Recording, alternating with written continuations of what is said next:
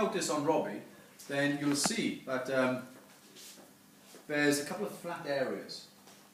Now if you notice, so you got T1, T2, T3. Between T3 and T4, in this area, it looks a little bit flat. Yeah, and then there's a bit of a curve, but there's a flatness just there. And also there's a flatness just here as well. Okay? So those areas of flatness might indicate a joint that's fixed closed. Because if it's fixed closed, it doesn't want to open. And if it doesn't want to open, it can become flat. So naturally, one vertebra should open on another one. So as you bend it forward, C7 should open on T1, T2 should open on T3, T3 should open, and so on. And if you find an area of flatness, like we have just in this area, and there's 2 or 3 segments in that area, just a bit stiff, then you might find that they are fixed in a closed position. You happy with that just for a second? So from there, what we're going to do, so we've already got an idea of maybe which one might be fixated. Lightly with your fingertips.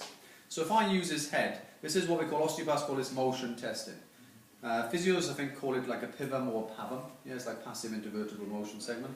Yeah. So I might find it easier. You have your own way.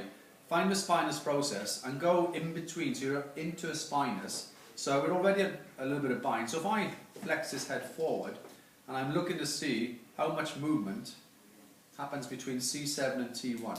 And I'm not sure if that's normal or not, because I want to compare it to the one below. Okay, so I'm compare the one below to the one above, but then I'm going to compare the one below that.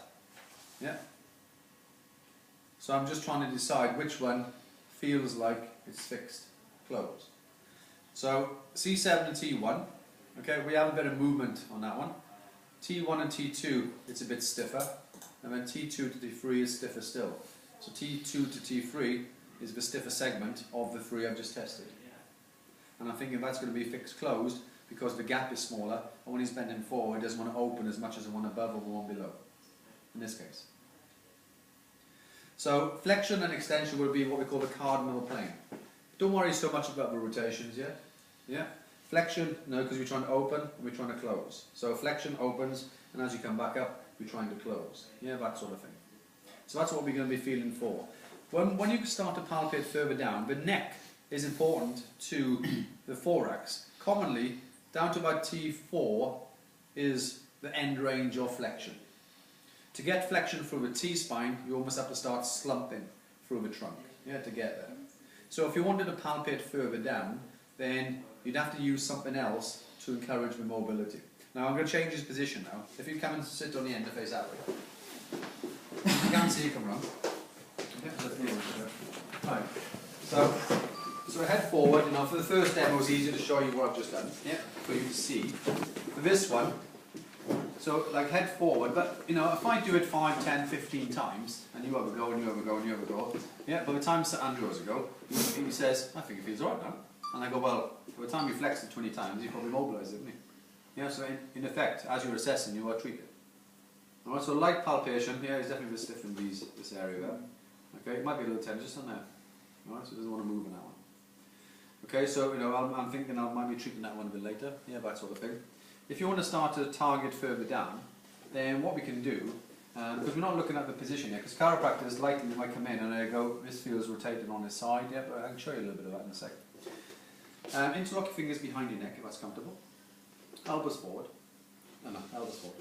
Yeah. So bring your arm under the elbows. Yeah. Then from here, because now we're going to be looking at, so think about spinoscapular about T3. So from this area, I'm going to guide him into flexion, and I'm going to guide him into extension. So this is going to encourage closing, and this is going to encourage flexion.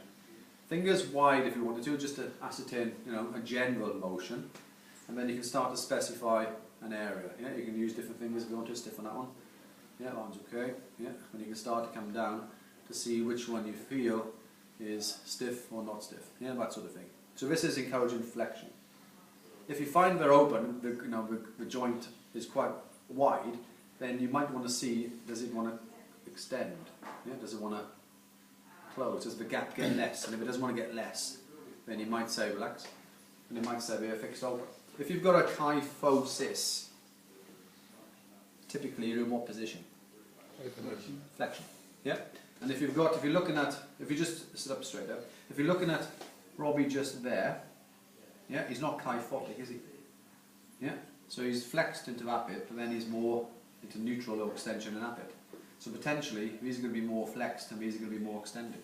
So these are going to be more fixed closed and these are going to be more fixed open in this position. When we start looking at that in terms of mobility, we can start to encourage rotations and flexions and side bending. But that's all I want to do first of all, is have a go at just lightly palpating the flexion and extension. Find each level. And if you wanted to, I'm going to give you some stars. That sounds a bit strange.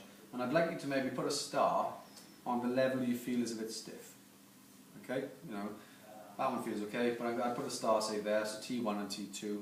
And then T2 to T3 is stiffer than T2 and T3 and so on. Okay? So the stiffer one at the moment is on that one. Okay, so I'll put a star there for the stiffer joint. Then if you want to do the one further down, interlock your fingers behind your neck. If it's comfortable forward, elbows forward, cradle it, and you're just going to guide them a deflection extension. Then maybe try to find one or two that you feel is a bit stiffer lower down. Okay? Because when we're going to do an MET to encourage the opening and relax, and then we're going to mobilise, and then we're going to do a manipulation if you feel you need to. So, if you want to grab yourself a partner, ladies, no, you just have to do what you need to do really. If you've got a sporty top, it's fine. But you should be able to feel the rotation anyway if you're going to be